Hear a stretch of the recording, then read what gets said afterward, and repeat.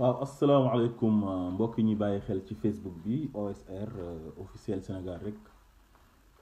ñu ngi leen di nuyu bu baax a baax di kontaan ci yéen di leen bëggee saa su nekk di rafetlu ànd bu rafet bi ngeen di wéy di ànd ak ñun ci Facebook bi ak ci YouTube bi OSR officiel Sénégal rek di leen fàttali rek ne maximum de partage parce que partage vidéo yi daf ci am solo lool su ko defee nag mu mën a àgg fu sori ñu bëri mën ci jot pour jëriñ. ndax ñun yàlla dafa def dañoo dëkk ci benn réew buy Sénégal ba pare mu nekk réew boo xamante ni réew buñ bëgg la bëgg ko nag moo tax ñu def ay vidéo ngir di participer ci réew mi ñu muy doxee ci suñu xalaat ñu jàpp ne xalaat yu xaw a tane la ndax xel du doy te ñuy wax ne xel puso la mag da koy for waaye tamit xale dina ko for nit noo manti mel ci àdduna nga jàng ak nga ñàkk jàng waaye boroom xel nga ci ulul albaab yi nga bokk te yàlla bi muy waxul boroom xam-xam yi waaye def ne ulul albaab mooy boroom xel yi kon képp koo xam ne boroom xel nga rek nekkoo mala am nga xalaat boo xamante ni bu baax lay doon ba boo ko waxee nit dana ci mën a jëriñu ak loo woyof mbubu ak loo ñàkk-ñàkk xam-xam waaw léegi dañu bëggoon a delloo njukkal Guy Marius Sagna un grand patriote parce que keroog maa ngi ci doon def benn direct waaye malheureusement fi ma nekkoon réseau bi baaxutoon ba affaire bi dafa mujjoon dagg parce que j'étais dans la rue Guy Marius Sagna képp koo xam ne sénégalais nga rek war nga ko delloo njukkal ñun dañoo am benn état boo xamante ni état bandi lañ dañuy toog di def lu leen neex di def di n'importe quoi su ay patriotes yu mel ni Guy Marius Sagna jógee di ko dénoncer ñu def leen ennemi wala ñu jéem leen a sàkkal pexe ba tax na ñoom si loolu lañu nekkoon waaye yàlla antul lu ko parce que loo nekk ci nguur loo nekk ci nguur loo am doole chaque jour di nga gis ku la ëpp doole gannaaw yàlla te ñoom peuple bi ñoo leen ëpp doole parce que peuple bi ñoo leen teg fu ñu nekk ñoom ñoo ñëw di campagne di fen peuple bi pour bëgg a falu di leen wax ay wax yoo xamante ni dara amu ci ñu falu wor seen peuple indi seen ay xarit seen ay mbokk seen jabar seen rakk jabar seen ay doom dugal leen ci nguur gi ñuy sàcc xaalisu Sénégal bi di ci gundaandaat di ci bànneexu sénégalais yi di sonn bu ñu feebaree duñ mën a faju ñoom bu ñu feebaree ñoom ñi nekk ci kaw ak ñi leen di jàppale ñëw fii ñëw Europe soit France wala ñu dem États-Unis dem faju ji ñoom ñu ci bëri dañuy génn àdduna ci biti la ñuy génnee àdduna donc Guy Marius Sagna nag wax boobu mu wax laal na ñu bëri touché na leen ba tax na mu métti leen ñu xam ne loolu mënuñ ko ci jàpp ñu oo ko bëgg ko inculper leneen far lu ñu ko bëggoon a inculper moom waxu ko bind ko donc li waral affaire bi mooy li mu wax bi ndem si yàlla Ousmane Tanor Dieng génne àdduna ñu ngi koy ñaanal yàlla na ko yàlla yërëm xare ko àjjana dëgg la man su doon man la maa nekk ci place Guy Marius Sagna ak man li ma bëgg Guy Marius Sagna ci période boobu noonu moment boobu man du ma ko wax waaye nag wax ji dëgg la waaye wax ju nekk dafa am heure bu ñu koy wax parce que Sénégal suñu aada daf ñuy jàngal teggin ak kersa ak masla te loolu c'est très important waaye wax ji dëgg la mais métti na autorité yi parce que dëgg la dafa am dëgg yoo xamante ni dafa métti li ñu wax naan dëgg kaani la waaye kooku tuuf mu toxuñu donc kilifa yoo xam ne def nañ 59 ans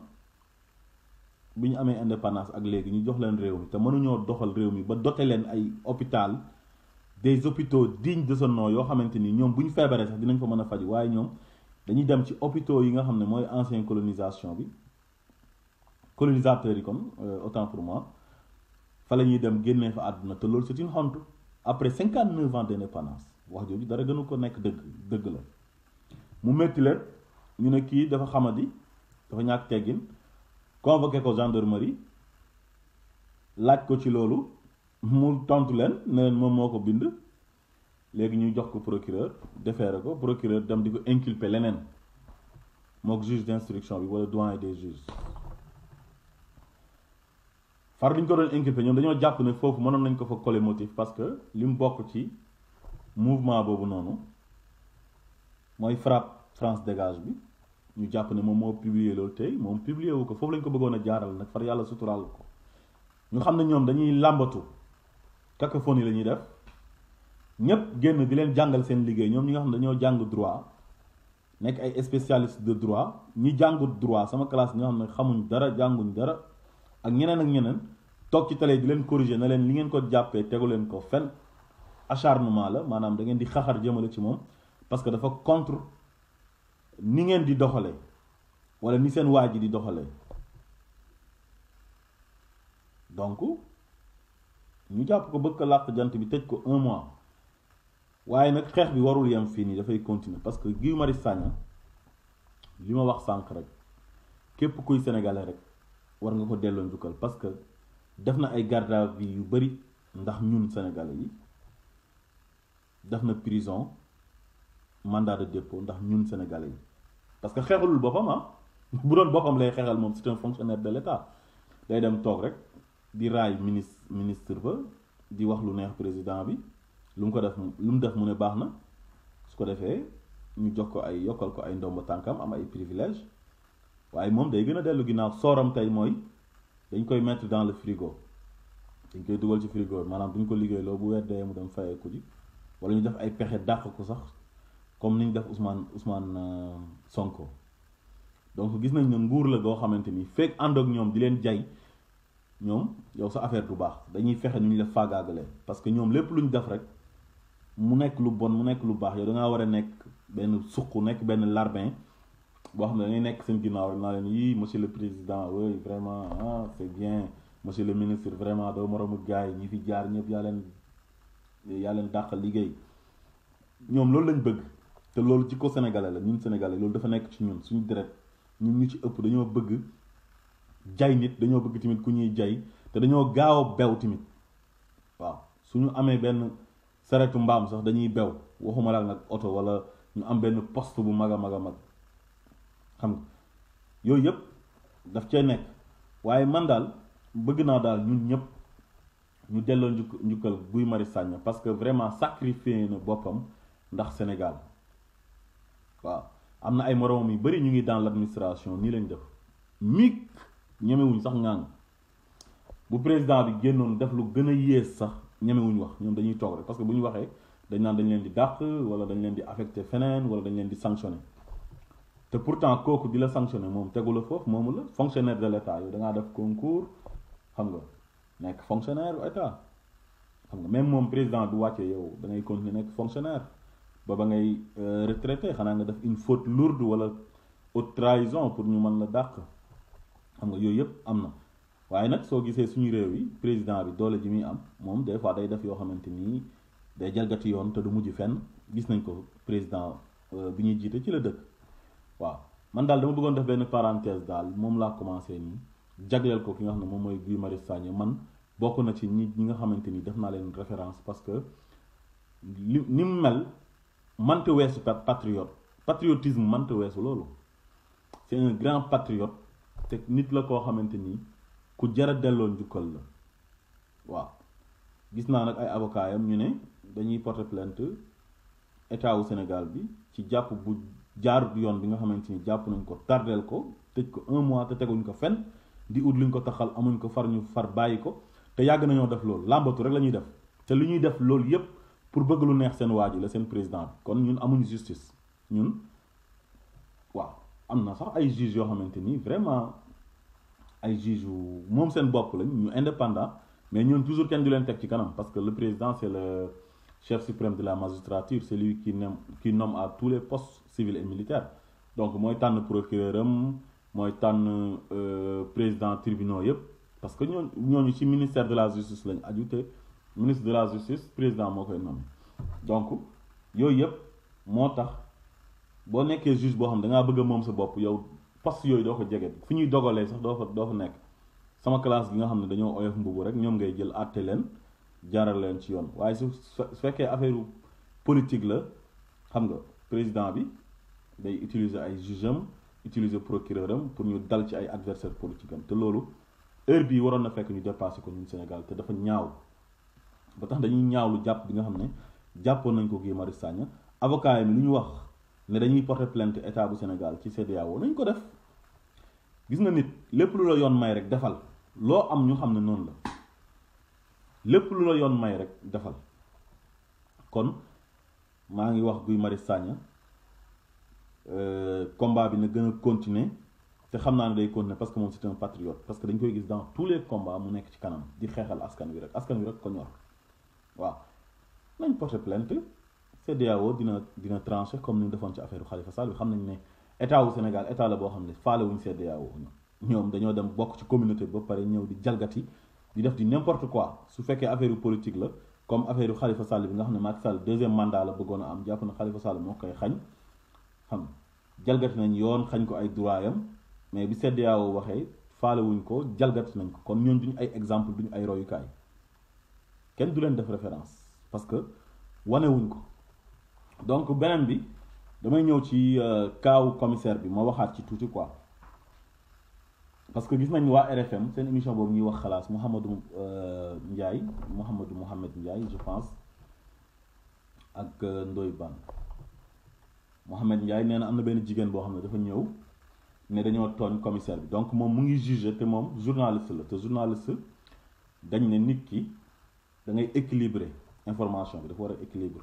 nit bu ootee accusé sax da nga war a am version wu keneen ki pour parce que moom day am droit de réponse defe naa ñuy def journalisme yépp xam nañ ko donc kon yow mënoo wax ne journaliste nga ba pare waxoo ñu kan moo wax ku la jox version bi ne moom dañoo tooñ commissaire bi xam nga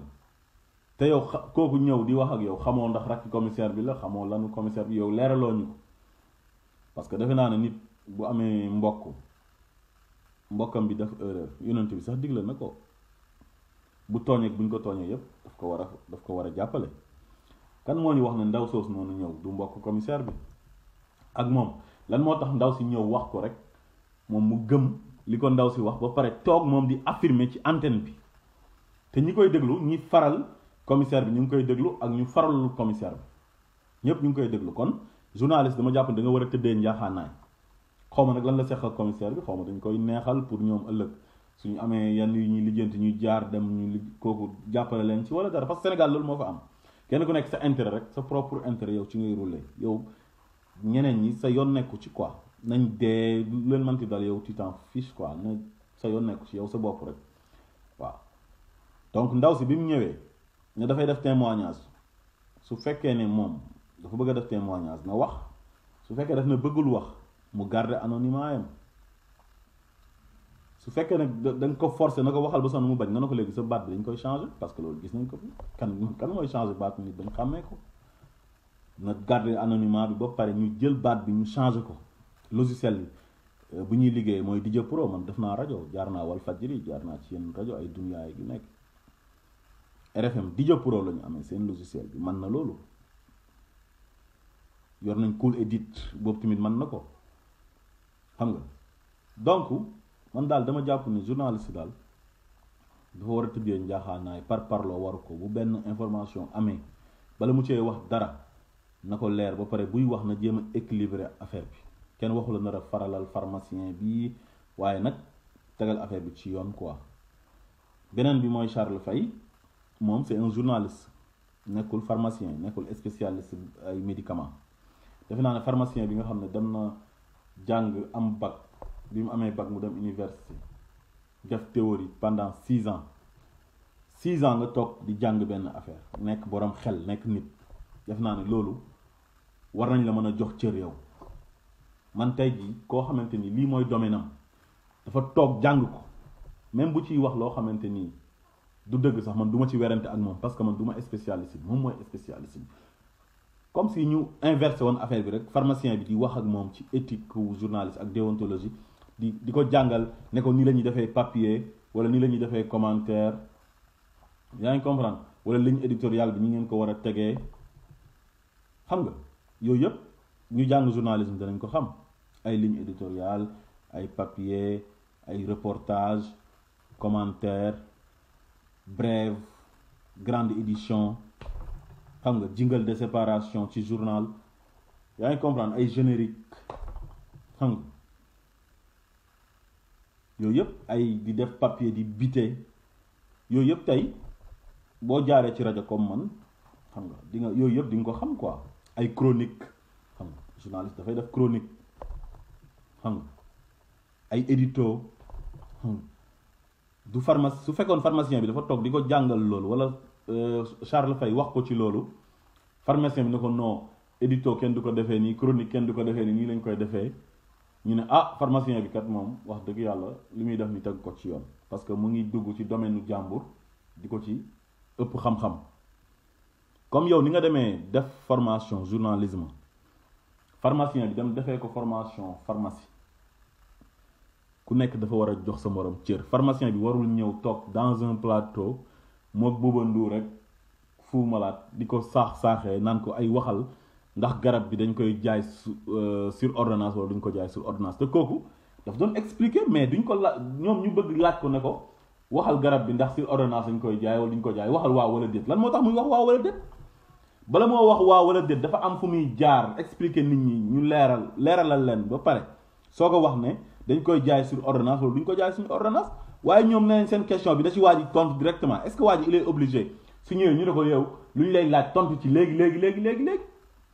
da ngay bàyyi nit ki mu développé ba pare Charles Faye il se permet naan Tetavex dañ koy jaay sans ordonnance on a ay pharmacie naan loolu du dëgg xawma lan ay police ñun bu ñuy tëdd di nelaw policiers yi ñoom ñoo ñuy garder ñuy tëdd di nelaw mais ñoom ñoo choisir nekk policier ñoom ñoo choisir d'être policier ñun choisir nekk policier ah yow da ngaa choisir yow Charles Faye nekk journaliste bu la neexoon nga dem nekk policier su fekkoon da nga ko bëgg kenn ku nekk li nga bëgg ngay def ñoom ñoo bëgg a nekk policier ñu dem nekk policier yore kaaraange réew mi man mi su ma bëggoon nekk policier sénégalais la am naa ci droit damay dem def formation nekk policier wala ma nekk militaire wala ma nekk gendarme wala ma nekk douanier wala leneen ak leneen mais nag benn réew ñëpp mën nañoo nekk ndoor la dara nga toog di faral commissaire boo xam ne dafa jalgati tooñ naan ay ñun dañuy tëdd di nelaw ñoom ñoo yore suñu sécurité mais kan moo leen wax ñu yore suñu sécurité ñoom ñoo ko bëgg ñoom bu ñuy jëriñ dara ñun ñu ngi leen di jëriñ dara commissaire bi oto bu muy dawal bu paane ci kan lay dem du mécanicien lay dem mécanicien boobu lan la du sénégalais kon mécanicien bi moo koy defaral oto moom lal bu muy tëdd kan moo ko defar du menuisier bi moo ko defaral lalam bi maçon bi moo ko tabaxal këram bu muy fanaan di fa suturloo yére yi muy sol tenue bi tailleur moo ko ñaw kenn ku fii ku nekk rek am na looy defal sa morom amut ay naan policiers yi ñoo yor suñu sécurité yeeg militaires yi et cetera ñoom ñoo choisir métier boobu ku nekk da ngay choisir li nga bëgg a def tailleur bi mu ngi jëriñ militaire bi militaire baa ngi jëriñ tailleur bi menuisier baa ngi jëriñ policier bi policier bi mu ngi jëriñ menuisier bi moom bu feebaree ku koy faj police commissaire bi du dem hôpital médecin moo koy faj mu ngi nii bi mu soxlaa garab dafa dem ci pharmacie bi pour jënd ji ko foofu waaw mais lan la garab boobu noonu xaw ma kan moo ko waroon a piqûre parce que piqûre la injection la kan moo koy injecté moom moo koy injecté ba foofu day dem ci spécialiste mu injecté ko kon nag réew ku nekk rek amal nga sa morom njëriñ réew noonu la kii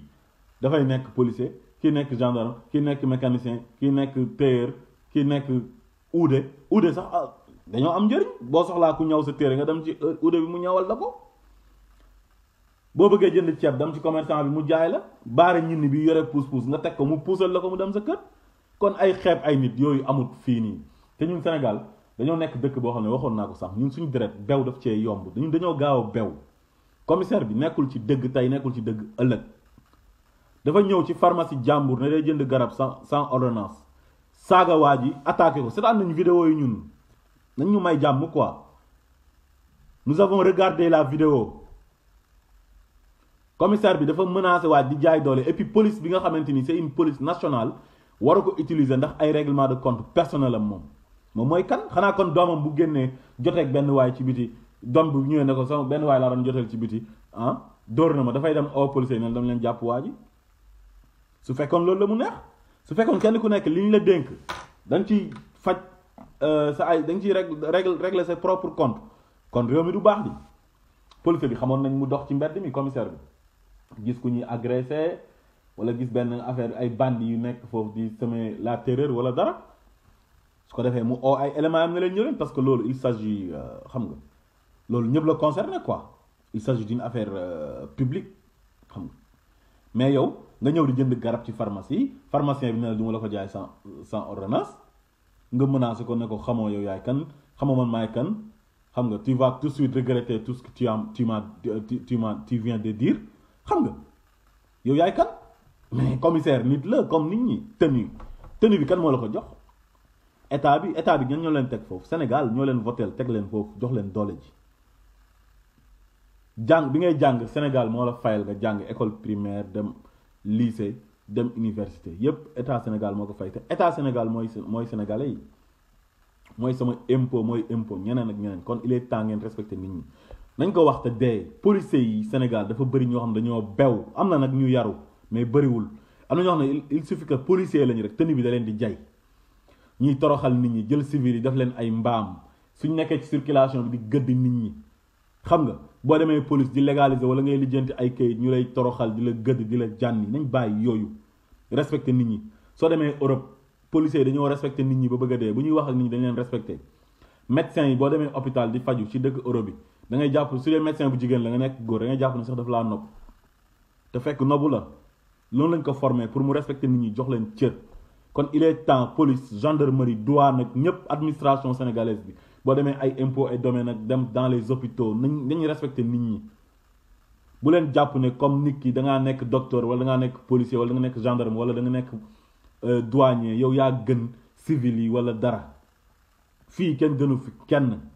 nu ngeen mel sénégalais ñoo tax ngeen mel ko il faut respecter les sénégalais xam nga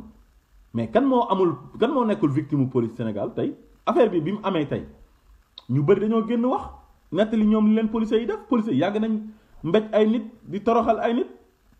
man moom policier du ma mbéj parce que boo ma mbéjee ma fay lu ma ciy góobee nag dama koy garan parce que duñ ma dóor balu fetal ma dee dañ may yóbbu kaso te man ragaluma ko man policier bu ma saaga la policier bu ma mbéj ma dóor la kurpeñ man su ma la mënee sax dama lay duma yu métti après fu mu yem neexa parce que amoo droit di dóore yow dañ la teg pour ordre public bi donc yow amoo droit di semer désordre tu n'as pas ce droit xam nga man pharmacien bi li mu def sax dafa sedd mais man koo man ci doon procureur rek yoroon ndomba tànk bu gën a kawe ministre nga ñëw sama kër sama domaine ci domaine privé sama kër wala sama place di semer le désordre billahi wallahi taala dama koy jëflante ak yow après lu ci man ci am man bëgg naa garaawul kasoo leneen lu ci topp man bëgg naa commissaire bu ñëwoon sama pharmacie man ma moom pharmacie bi wala mu ñëw sama boutique wala mu ñëw sama kër heure bu mu fa warta ñëw pour indil ma convocation wala pour te defuma dara billahi wallahi watallahi dinaa jëflante ak ñoom ba mu saf ñoom bu ñu xamul seen ay droit ñun xam nañ suñu ay droit ñun duñ ay mbaam duñ ay xaj on mérite du respect ils doivent respecter les gens ils doivent respecter les Sénégalais nekk commissaire ça ne veut pas dire que ne yow tu es au-dessus de la loi nul n'est au-dessus de la loi il est temps ngeen respecter nit ñi tey jii caméra de surveillance yi bu nekkutoon foofu noonu ci pharmacie bi waa ji sàkkal nañ ko pexe parce que dañuy dem def benn PV takkal ko te juge bi day ñëw rek si loolu lay basé wu rek àtte ko Rebeuss tey boo fa demee ñu bëri tey dañoo am problème ak policier mu def faux PV yóbbu procureur yóbbul juge bi àtte ci loolu basé wu ci te loolu c'est pas normal bàyyi leen tooñ bàyyi leen jaay doole amu leen doole ku fi nekk policier lu mu yàgg-yàgg da nga retraité man nga nekk policier avant ngay retraité nga dee oto mbëkk la nga dee wala nga feebar dee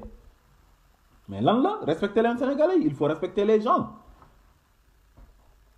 bu ñu gisee civil yi di gëdd di yuuxu di saaga di nañ waxante dëgg am na si nag ñoo xamante ni duñ def loolu parce que am na ñoo xam duñu ay baadoola quoi baadoola rek ngay teg fenn muy wane boppam naan man maay diw xanaa xamoo ma yow yaay kan yow diw boo xam ne yow boo amee taab tey doo liggéey sa bopp buy métti doo dangay dem uti garab pour naan ko mu sedd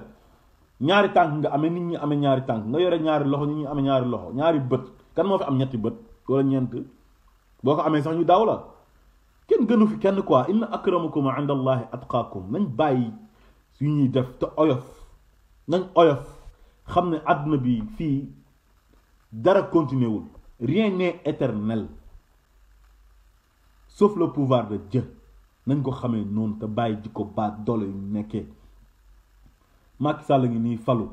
bi mu soxlaa réew mi ku nekk mu neexal la ku nekk mu raay la lu nekk mu digg yéeg rek acharné wu ci kaw nit ñi di jàpp nit ñi di tëj di toroxal nit ñi ba ñoo dee ñu naan ay force reste là à la loi fii kan moo fi déconné fii kenn déconné fu ñoom ñoo fi nekk di def répression ci kaw nit ñi naan dañuy yar nit ñi te yaruwuñ yow bala ngaa yar nit ñi kañ da ngeen di yaru ba pare ñu ànd ak yow ñu yaru di joxe le bon exemple Moustapha Cissé Lo chaque jour mu génn saaga nit ñi ndey ak ñeneen ñoo xam ne ñu ngi ci ñoom ñoo gën a arrogant Mame Mbaye Niang gëj naa wax sax mais ku waxaan mooy génn tontu la saaga la xas la naan fii la génn naan Khalifa Sall sàcc la di toroxal di wax di saaga fii moom ku fiy jaay affaire yi xamadeeg réew moom di nga gis ku la gën a réew nekk ci nguur rek nekk ministre rek nekk rakki président rek jabar rek doom ak yépp a ci yem léppay jeex man de duma nangu kenn gën ma man ci ñu gën a suufe Sénégal laa bokk man kenn gënuma duma suqu kenn duma jaamu kenn te kenn duma gën waaw man cër bu ma am dama koy wane ba mu sëkk mat sëkk sama dignité dama koy garder ba mu mat sëkk loolu mooy àdduna waaw le respect nag est réciproque ku bëgg nit ñi respecté la da ngay respecté doomi aadama yi mais mënoo fee nekk di manqué nit ñi de respect di jaay nit ñi doole ba pare na nit ñi dañuy noppi dépassé nañ période boobu noonu jamono juñ toll jaam amatu fi fii nii fii jaam amatu fi lu ngeen fi def nit ñi danañ génn danañ ko wax amul commissaire rek procureur rek juge rek président rek ministre rek ku fi def lu jaaduwul gars yi dañuy génn dal sa kaw waaye yow ñun kenn dañoo moom ñun Sénégal kenn moomu ko le Sénégal appartient à tout Sénégalais képp koo xam ne sénégalais nga rek kenn gënu la fa ëpp loo fa cër waaw ku fi nekk nag di déconner di def loo war te def gars yi dañuy génn wax toll dépasse nañ jamono joo xam ne da ngeen di noot nit ñi di noppi télé ci poste réseaux sociaux yaa ngi nii da ngay toog teg ay milliers de personnes di la déglu ci àdduna bi di la seetaan lépp lu ngeen fi def ci lu bon comme ni ma ko waxee woon say aati ma amilu seen jëf yu ñaaw yi ngeen di amal lépp lu ngeen def dina feeñ di ngeen weeru te nit ñi danañ génn danañ ko kaas Guy Marius Sagna nit ñi ñoo ko génnee kaso parce que tegu jàppewu leen ko ci yoon nit ñi génn manifesté wu ba pare ñaawlu ko ci réseaux sociaux yi partout ngeen xam ne nekku leen ci dëgg jàppewu leen ko ci dëgg ngeen rus bàyyi ko waaye tey su nit ñi noppi woon tey dañ koy jéem a nëbb jant bi sànk ko parce que dafa contre ni Macky Sall di doxalee loolu moo tax ngeen jàpp ko Macky Sall la contre di xeex di combattre di xeexal réewam di xeexal askanam nekk fonctionnaire sacrifier boppam ñu koy teg ay sanction mu nangu ko ndax réewam kon kooku lu muy def jaamu yàlla gënu kaa fort te patriotisme mënta dépasser loolu waaw kon nag sénégalais yeewu leen am leen fulla am leen fayda xam leen seen ay droit bu leen tooñ bu leen xaste bu leen saaga waaye nag ku leen nar a tooñ wala ñëw nar a piétiner seen personnalité ak seen dignité na ngeen ko bañ waaw man noo manti toll sama kër boo fa ñëwee man ma wan la man sama bopp man ak noo man toll lu ma ci fekk ma xam ne man wane naa sama bopp ba pare waaw kon pharmacien bi lu mu def noonu moom moo nekk ci yoon moo nekk ci dëgg commissaire bi nekkul ci dëgg tey nekkul ci dëgg ëllëg parce que dafa ñëw di jéem a jaay ay doole naan xamuma maay kan di menacer waat di ay élément ñëw di manoter benn pharmacien boo xamante ni dafa nekk ci pharmacien di exercer liggéeyam comme ni ko loi bi santé ne ko am na garab yoo xam ne kenn du ko jaay sans ordonnance mu wax ko ne ko du ma la ko jaay sans ordonnance mu ñëw di wane doole naan xamuma man maay commissaire boo nekkee commissaire moom pharmacien la dangaa jàng moom mu jàng sénégalais nga muy sénégalais fekku la si sa commissariat di def naka su dul noonu yow yaa ko fekk ci pharmacien mu wax la ne la doomu yonent bi sax bu fi ñëwoon indiwul ordonnance duñ ko jox garab gi fii àdduna bi ñëpp a tolloo fii kenn gënu fi kenn ay ndomba tànk ak ay yaay diw ak yaay kii yooyu amut nit du dara ñëppay dee ñu gas ba mu xóot suul jël suuf si dóor foofu nag mooy prison bi nga xamante ni mooy bu éternel bi nag foofu la nit loolu lañ war a ragal waaye ay dem ay kaso yii nii kenn waru ko ragal sax nit lépp loo xam ne sa droit la bu ci bañ dem kaso bu ci bañ sax ñu ray la ci waaw kon daal loolu lañu amoon tey li ñu doon wax ñu leen jox rendez-vous beneen yoon incha allah ci yeneen direct di jaajëfal gars yi nga xamante ñoo ngi doon bàyyi xel yëpp di leen wax ngeen partager vidéo yi ñun nag lépp lu ñuy wax dañ koy wax ci yar ak teggin duñ saaga duñ xaste mais nag suñu waree wax dëgg dañ koy wax te dëgg neexul dëgg dafay métti olof yi nee nañ dëgg kaani la te kooku tuuf mu taxul na salaamaaleykum wa rahmatullah wa barakaatuhu